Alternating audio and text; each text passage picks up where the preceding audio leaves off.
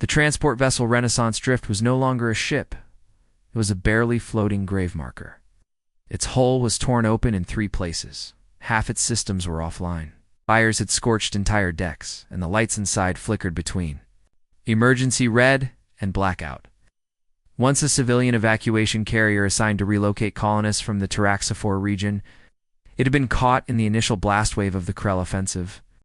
That surprise alien assault had torn through the sector like a wildfire through dry brush, vaporizing cities, isolating fleets, and cutting off all communications in hours. Among the battered and bruised survivors aboard the Drift, panic simmered just under the surface. Medics barked orders while patching wounds with dwindling supplies. Engineers fought to keep the reactor stable.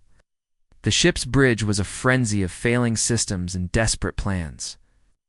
Lieutenant Garrow, the highest-ranking surviving officer, was working on 2 hours of sleep across 3 days. He'd lost his commanding officer, 3 squads, and most of his command structure in the first Krell wave. And then, there was her. She sat alone in cargo hold C7, which had long been converted into an emergency shelter for unarmed civilians. No one knew who had brought her aboard. She wasn't on the evacuation logs, wasn't in the colony registry, and didn't respond to standard ID scans. She had no personal items, no data pads, no family. Just a gray coat, combat boots far too worn for a civilian, and a face that never seemed to blink. The only reason Garrow hadn't thrown her into an airlock was because she hadn't done anything suspicious. She just watched, quietly, unmoving, private. Ren had been the first to try speaking with her. He approached with a tired smile, hoping to usher her into the medical bay for screening. That's when she finally moved.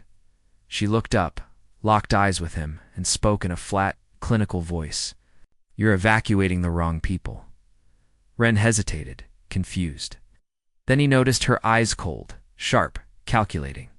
She wasn't panicked. She wasn't scared. She was measuring him, like a butcher picking apart a carcass. It wasn't the look of a victim. It was something else entirely, something wrong. Ren backed away. When Garrow was told about the incident, he brushed it off as stress. Had bigger problems anyway. A Krell squadron had broken through the line and was closing fast, with most of the fleet destroyed and long range comes jammed. The Renaissance Drift had no choice but to prepare for the worst. That's when the alarms blared. Incoming boarding torpedoes, the Krell didn't waste time. Their style was swift and brutal. Hit the weak spots, kill the command staff, hijack the reactor core. The crew rushed to defensive positions, scrambling for whatever weapons they could salvage. In the chaos, Garrow issued a blanket order: evacuate. All non-combatants to Deck 9 now. The medics and engineers moved fast. They loaded children, wounded, and civilians into the last functioning escape pods. When they reached cargo hold C7 to collect the woman, she was already gone, confused. Garrow accessed internal cameras. What he saw chilled him. She wasn't headed for the escape pods. She was moving toward the breach point, the section of the ship where the Krell were expected to land. She was walking slowly, like she had all the time in the world. "Who is?" "She," Garrow muttered. Then she reached a sealed access panel near the maintenance spine. She rolled up her sleeve and pressed her wrist against the lock. The scanner activated and flickered with a red triangle symbol encased in twin black lines. The screen read, "Clearance, O Spectre Protocol active." Garrow's jaw dropped. Operative. 0. Spectre class. Earth's most classified designation above generals, above admirals. These people didn't show up on rosters because they weren't supposed to exist. They were Earth's black glove operatives, used only in wars that weren't meant to happen. He had only heard rumors, stories, none confirmed. Until now, "Who the hell did we let on this ship?" he whispered. The ship shuddered as the Krell torpedoes punched into the hull. Deck 6 decompressed. Screams echoed in the comms. Then sudden silence a moment later. Ship's cameras caught a glimpse of movement near the breach. One Krell warrior stumbled backward, body torn open.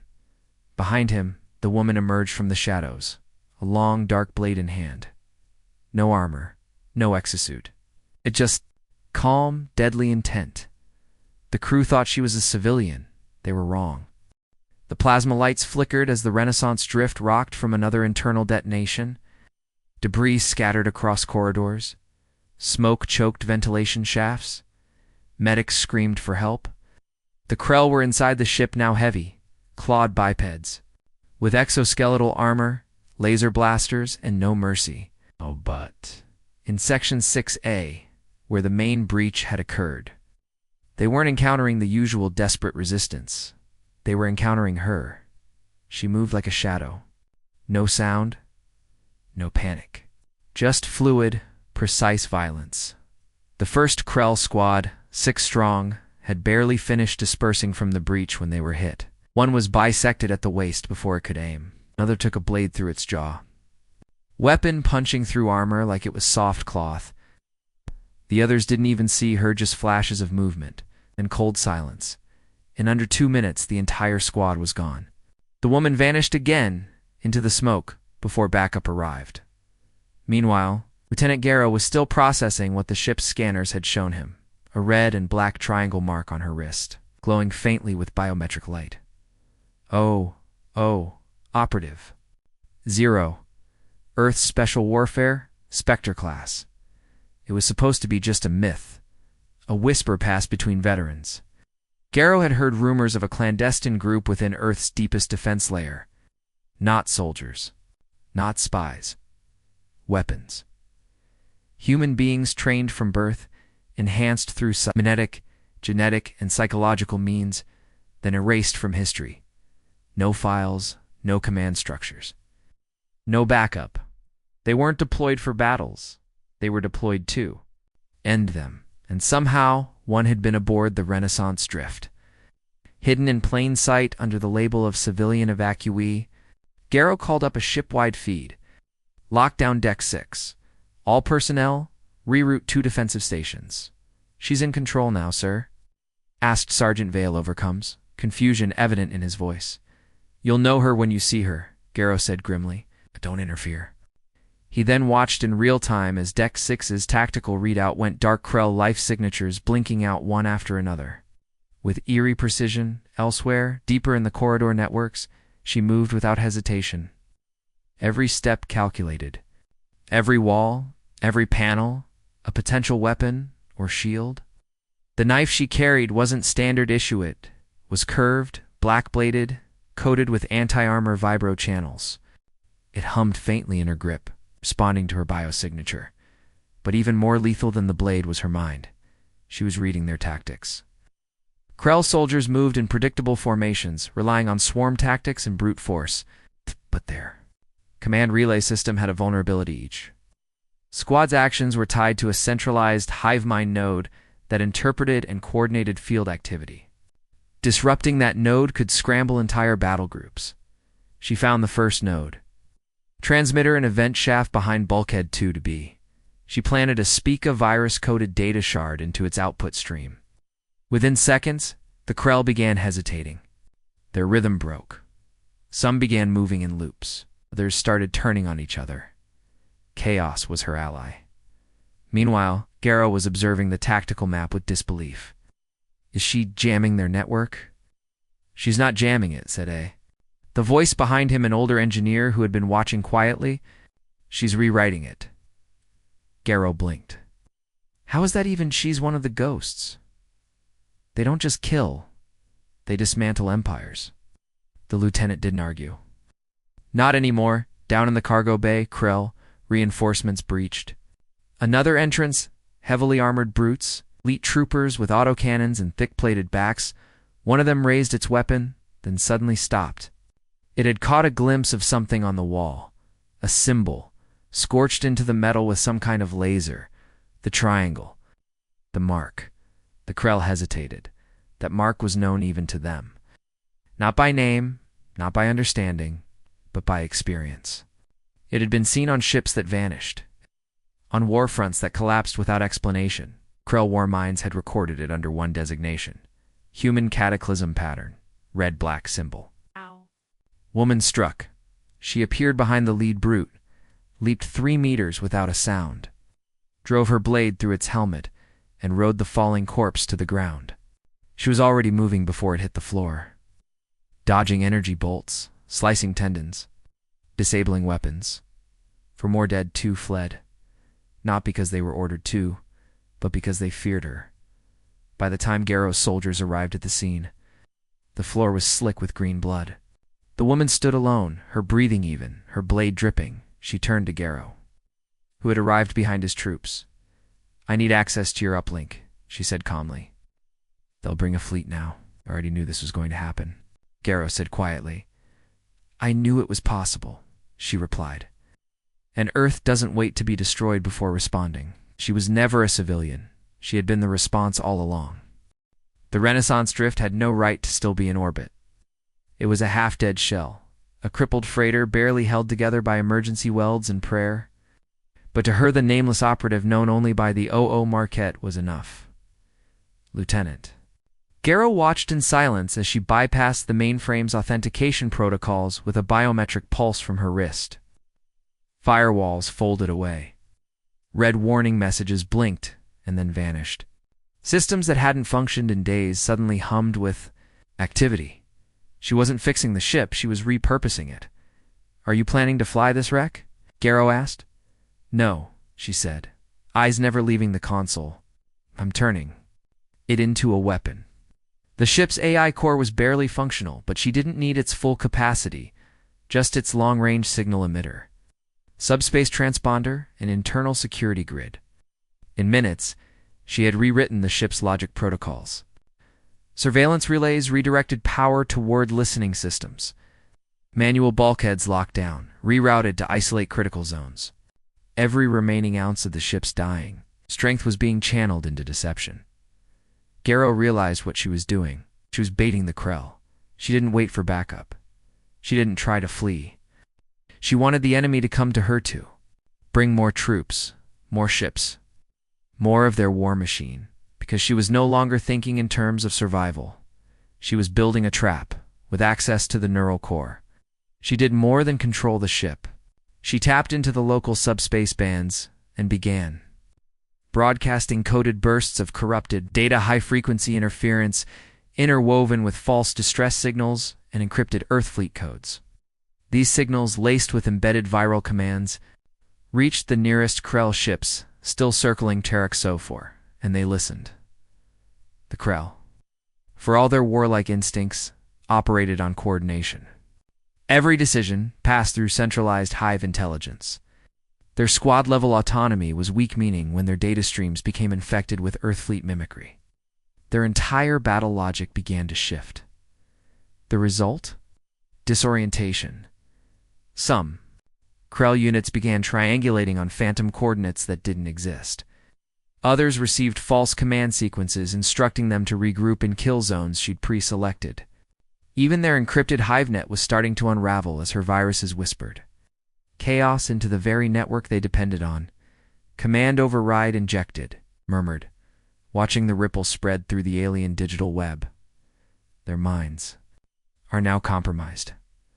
Lieutenant Garrow stared in disbelief. "You're inside their command net."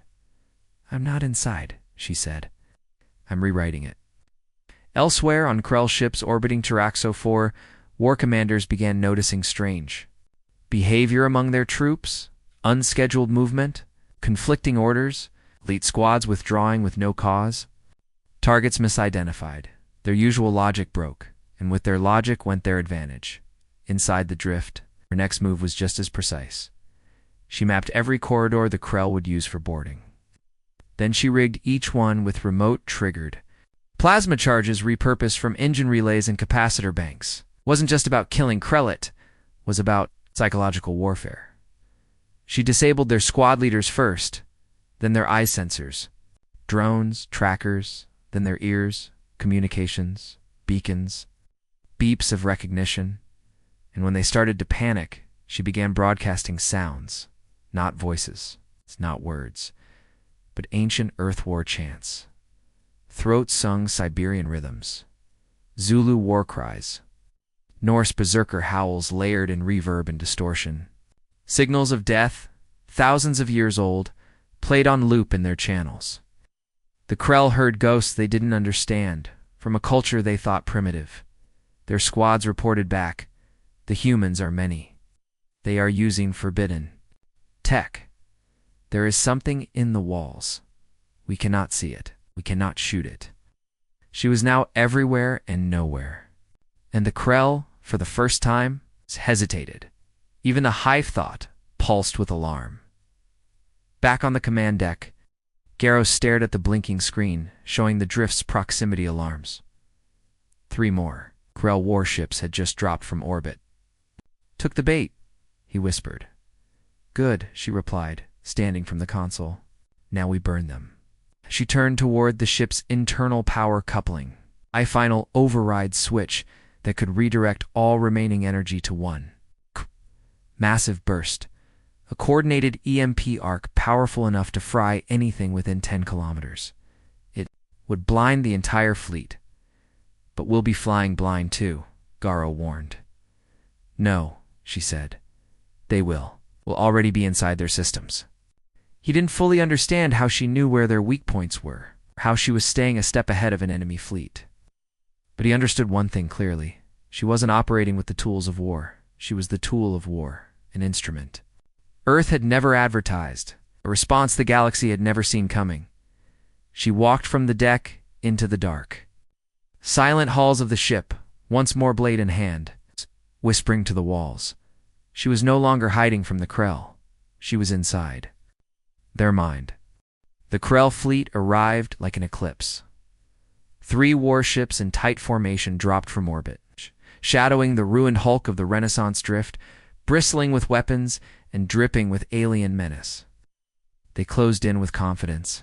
Scans showed only a crippled Terran transport and a skeleton crew, no active engines, no escort. The perfect kill. The Krell commanders didn't suspect a thing. Their minds still reeled from scrambled orders and ghostly signals.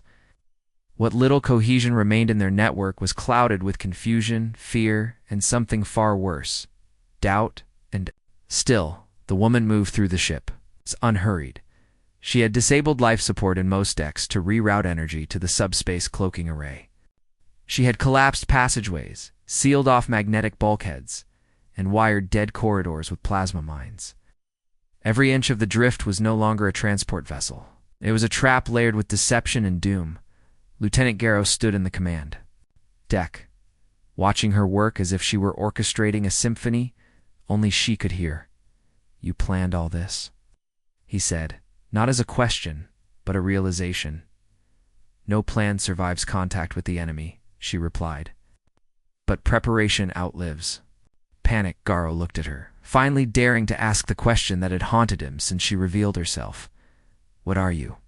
Her eyes met his. Calm, cold, unapologetic. Earth's answer to inevitability. At her signal, the drift's transponder flared to life one last burst across the void. Not a distress call, not a message of surrender, but coordinates false. Ones to the Krell, it looked like the remnants of a Terran fleet were gathering just outside the local system.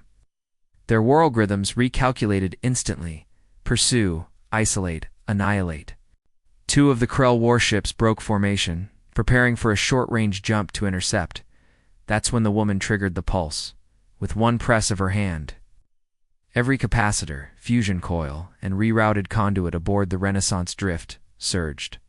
With stored energy into a localized EMP detonation, the blast was surgical.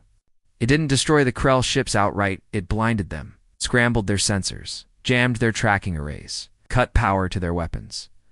The lead warship veered off course. The second collided with its flank. A moment of chaos, a fatal moment, and it was all she needed, because Earth's real response was already there. From the edges of the system, hidden in the dark void, Terran vessels uncloaked. A vanguard of 5 ships, 2 stealth destroyers, 1 gunship-class cruiser, and a pair of long-range artillery frigates. They had remained silent and tactical while the ghost on the drift prepared the battlefield. Her misdirection had created the illusion of weakness. Her signal had drawn the Krell in. Now she let the wolves loose. Fire at will came the Command across the Terran fleet. Krell's ships tried to respond, but it was too late. The first destroyer's railgun fired a spike that punched clean through the disabled Krell cruiser's hull. The second peppered the fleet's flank with kinetic ordnance, targeting engine clusters and life support systems. The artillery frigates unleashed guided missiles, tumbling multi-warhead devices that broke into swarms mid-flight, overwhelming Krell point defense. In minutes, the Krell formation began to collapse. From within the Renaissance drift, she watched their war minds scramble to re-establish control. Their encrypted transmissions flared in desperation. Some tried to retreat.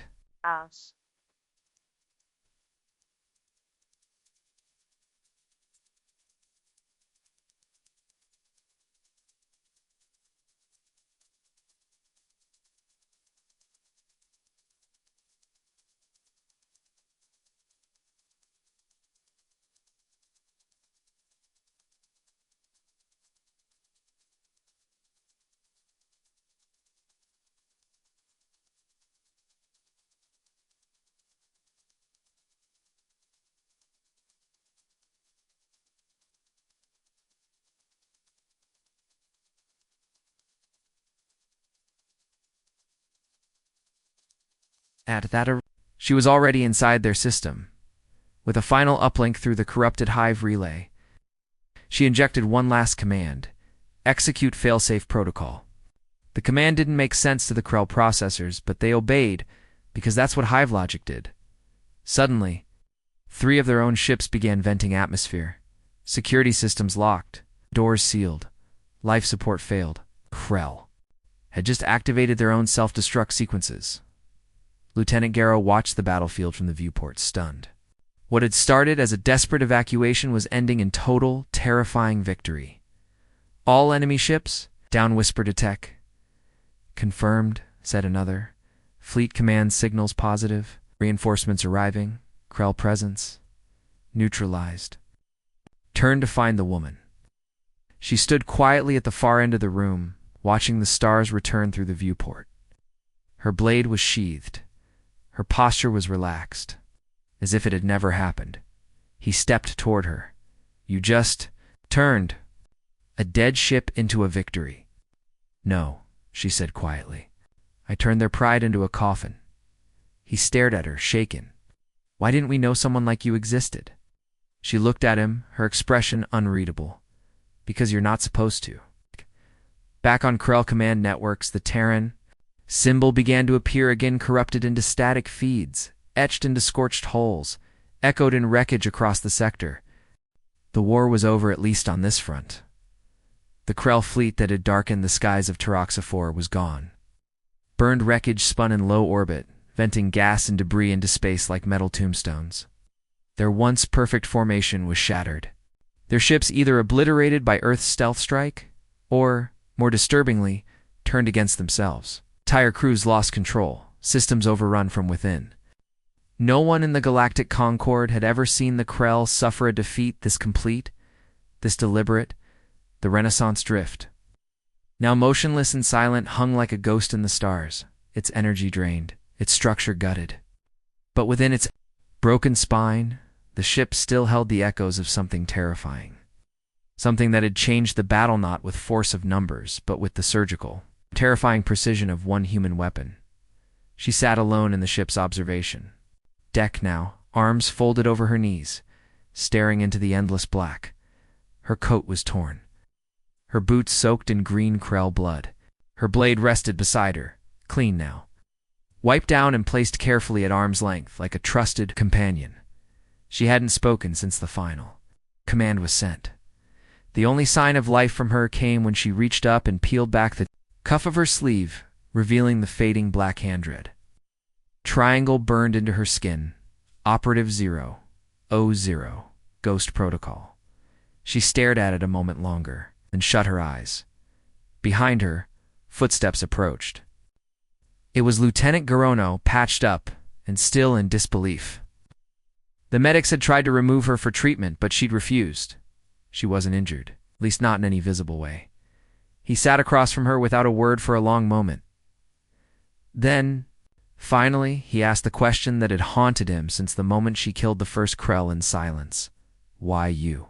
She opened her eyes slowly. Because the galaxy underestimates civilians, she replied, voice soft. So Earth built its last defense from the people no one saw coming. Garrow looked at her, searching for anything human beneath the machine-like. Calm, but you're not really a civilian. You're one of Earth's. What? Assassins? Agents? Gods of war? I'm no god, she said. I'm a contingency. The silence that followed was heavy. We would have died without you, he finally admitted. But I can't help but wonder how many others like you are out there. She didn't smile, didn't answer. That was answer enough. Hours later, Earth Fleet Command arrived. Medical ships, combat drones, salvage tugs. Victory had come swiftly and decisively, but questions already swirled in the upper echelons of military intelligence. How did a non-military transport survive a direct Krell assault? Why was there no record of the operative on board? And more disturbingly, who had authorized the deployment of an OO agent in a civilian evacuation? But when they boarded the drift to question, Hershey was gone.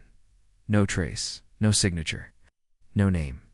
In the logs, just her mark, etched in plasma into the wall of the bridge, a black triangle framed in red. Beneath it, simple message burned into the metal. Civilian, until I'm not. Across the galaxy, word spread fast.